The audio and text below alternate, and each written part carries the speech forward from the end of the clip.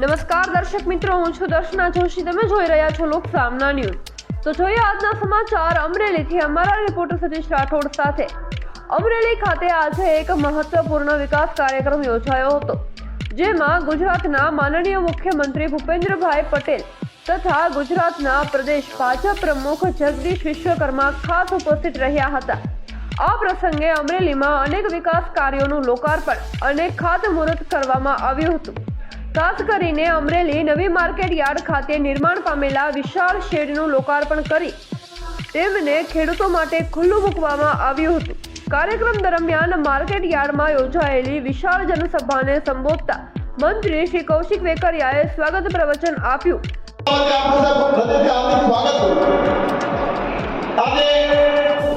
અમરેલી જિલ્લાને ભેટ આપવા માટે 600 કરોડ કરતા પણ વધારે વિકાસના કાર્યોના ખાતમુહૂર્ત અને લોકાર્પણ એ આપણા રાજ્યના મુખ્યમંત્રી આદરણીય ભૂપેન્દ્રભાઈ સાહેબ કરવાના.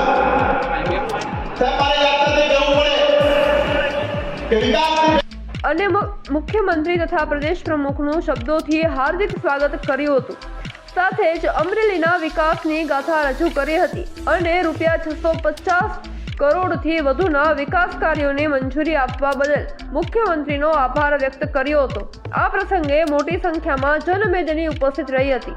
કાર્યક્રમ દરમિયાન પ્રદેશ પ્રમુખ જગદીશ વિશ્વકર્માએ પોતાના સંબોધનમાં કોંગ્રેસ પર નિશાન સાધ્યું હતું અને સામાજિક મર્યાદાઓ જાળવવાની પણ વાત કરી હતી. આભાર માનીય મોદીજીનો કે 2014માં વડાપ્રધાન બનતાની સાથે માત્ર 17 દિવસની અંદર સરદાર સરોવર ડેમ પર આ દરવાજા લગાવવાની મંજૂરી આપી લાખો ગેલન લીટર જે પાણી વહી જતું હતું એ પાણી મિત્રો જે મારા અને તમારા ખેતર સુધી પહોંચ્યું છે. લગભગ 1,60,000 વધુ ચેકડેમ નિર્માણનું કામ કર્યું હોય તો ભારતીય જનતા પાર્ટી માન્ય ભૂપેન્દ્રભાઈ સરકારે કર્યું છે. 115 જેટલા ડેમ આ સૌની યોજના થકી જીવન કરવાનું કામ કર્યું હોય તો ભારતીય જનતા પાર્ટીની સરકારે કર્યું છે. અંત્યોદયની વિચારધારા જે છેવાડાના માનવી ચિંતા કરવાનું કામ.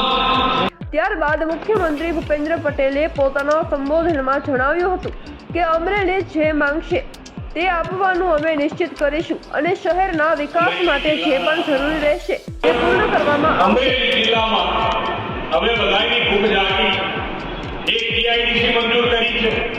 હમણાં રિજિયનલ વાઇબ્રન્ટ સમિટ શરૂ કરી છે અને એ રિજિયનલ વાઇબ્રન્ટમાં સૌરાષ્ટ્રમાં જ્યારે રિજિયનલ થઈ ત્યારે 36,000 કરોડ રૂપિયાના એમઓયુ ફક્ત અને ફક્ત અમરેલી જિલ્લા માટે ગયા. 36,000 કરોડ રૂપિયા ટીઆઈડીસી પણ મંજૂર કરી છે અને આ 36,000 કરોડના એમઓયુ થયા છે. એને જમીન ઉપર ઉતારવા માટે તમારા ધારાસભ્યો કે તમે જેને જે ઓળખતો હોય એની પાસે જઈ અને જમીન ઉપર ઉતારવા માટે સરકારની જે મદદ જોઈતી હોય એ સરકાર તાત્કાલિક આપશે અને અહીંયા શરૂ થાય એના માટેના પ્રયત્નો આપણે બધાએ કરવાના છે. અને જે પરિસ્થિતિ અમરેલી જિલ્લાની આ લોકો મને જ્યારે કહેતા મેં એમને કીધું કે જેટલા તમારા નાળા ઉપરના બ્રિજ છે, માઇનર બ્રિજ છે કે જે ચોમાસા વખતે બંધ થઈ જતા હોય તે બધા જ ઉપર જવા માટે એક શાનદાર પૈસા મંજૂર કર્યા આખા અમરેલી જિલ્લા 200 કરોડ રૂપિયા એ વખતે મંજૂર કર્યા. 200 કરોડ. આ કાર્યક્રમમાં મંત્રી કૌશિક વેકરિયા, સાંસદ ભરત સુતારિયા, જિલ્લા ભાજપ પ્રમુખ અતુલ કાનાણી, ધારાસભ્ય મહેશ કસવાળા, હીરાભાઈ સોલંકી, જેવી કાકડિયા, જનક તળાવિયા તેમજ કિસાન મોરચાના પ્રમુખ હિરેન હિરપરા સહિત અનેક આગેવાનો હાજર રહ્યા હતા. તો ફરી મળીશું એક નવા સમાચાર સાથે. ત્યાં સુધી જોતા રહો લોક સામના ન્યૂઝ.